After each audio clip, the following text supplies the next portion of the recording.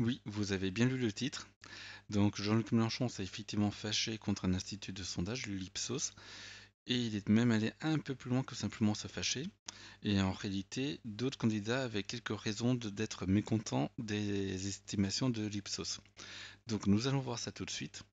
Donc bienvenue sur l'actu des sondages, c'est Stats et Société, la chaîne qui vous parle de stats et de sujets de société.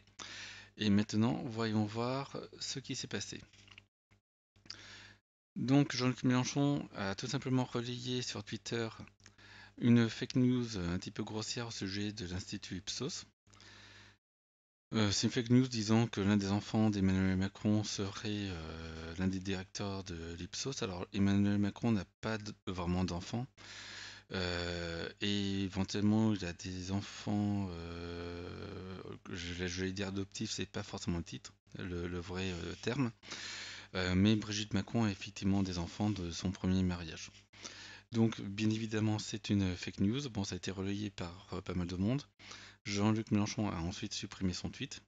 Et maintenant, on va voir pourquoi Jean-Luc Mélenchon avait des raisons d'être en colère. Donc, l'Ipsos a tout simplement posté des estimations, publié des estimations, où Jean-Luc Mélenchon est à 8%. Alors, 8%, d'autres instituts de sondage ont fait, par exemple, il y a 10 jours. Cependant, le sondage de l'Ipsos est en cela particulier qu'il se fait sur 10 000 personnes. Et sur les 10 000 personnes, ils ont pris en compte les 7 500 qui ont des intentions de vote et qui sont à peu près plus ou moins sûrs de se déplacer, il me semble. Donc voilà, donc échantillon de 7 903. Premier tour, donc peut-être, voilà. Donc là, on voit ici le détail des explications. Ce qui veut dire que pour 8%, la marge d'erreur n'est pas de 2 ou 3% comme pour un institut de sondage classique, mais elle est de 0,6%. Donc une marge d'erreur très faible. Ce qui veut dire que lorsque l'Ipsos dit qu'un candidat est à 8%, il ne peut pas espérer être en réalité à 10 ou 11% comme c'est le cas avec d'autres instituts de sondage. Ça veut dire qu'il peut espérer être au maximum à 8,6%. Et dans le cas de Jean-Luc Mélenchon, cela change beaucoup de choses par rapport aux publications des autres sondages, puisque là, il n'est plus en train d'être sur la barre des 10%, mais bien en dessous. Donc on va voir maintenant les autres résultats de ce sondage, parce que comme je l'ai dit, ce sondage n'est pas détonnant seulement pour Jean-Luc Mélenchon.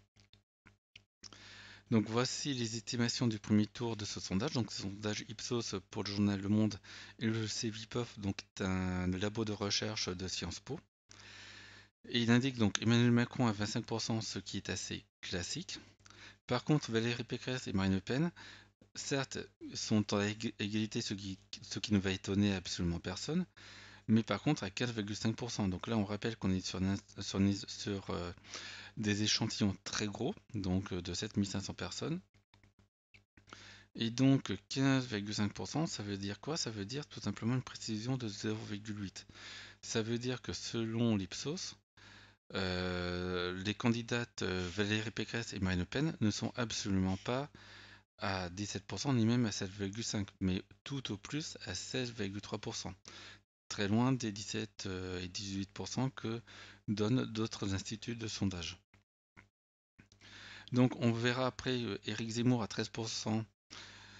C'est assez classique. Alors évidemment, ça veut dire qu'il est gros maximum à 13,7,8%.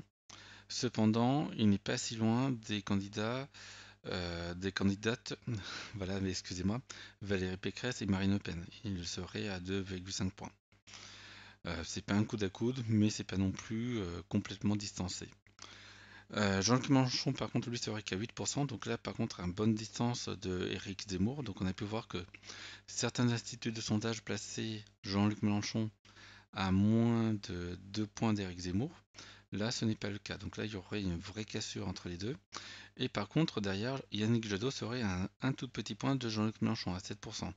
Et même les marges d'erreur se croisent, parce que les 7%, ça peut vouloir dire 7,6%, et les 8% peuvent vouloir dire 7,4%.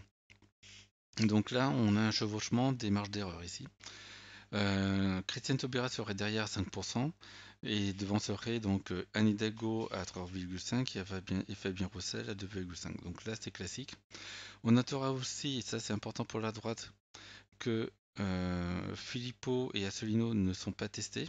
Ça veut dire que c'est 15,5% avec une concurrence assez resserrée sur la droite. Donc on avait pu voir chez Cluster 17 que l'une des raisons des scores assez faibles des candidats de droite et d'extrême droite, c'était la présence de Filippo et Asselineau. Là, ce n'est pas le cas.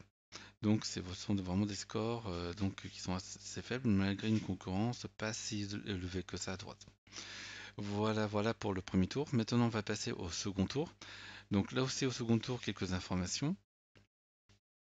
Donc, ils ont testé les deux hypothèses classiques, Valérie Pécresse contre Emmanuel Macron et Marine Le Pen contre Emmanuel Macron. Pas de gros changements, Marine Le Pen 43%, Emmanuel Macron 57%. On va dire que beaucoup de monde sont d'accord avec ça, notamment Opinionway.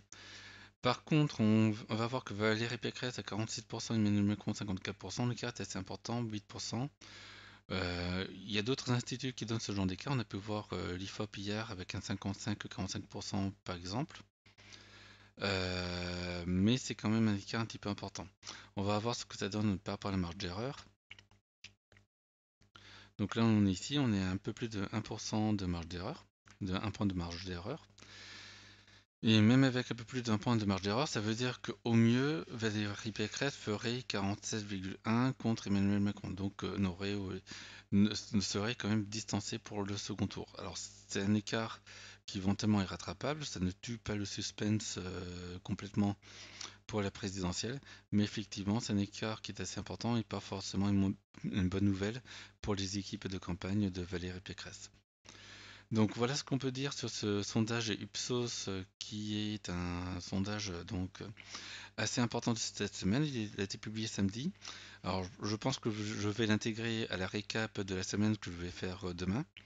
Enfin que je vais faire demain, que je vais faire un peu plus tard. Donc là je suis samedi soir et je suis en train de penser à ma journée de dimanche où que je vais passer en partie à vous préparer la récap. Sinon, n'hésitez pas à liker et à partager cette vidéo. N'hésitez pas non plus à mettre votre commentaire et à nous dire ce que vous pensez justement de la réaction de Jean-Luc Mélenchon, des résultats de ce sondage qui sont quand même parfois un petit peu en écart des autres, mais avec un échantillon énorme par rapport aux autres instituts de sondage. Et là-dessus, je vous souhaite une bonne fin de journée.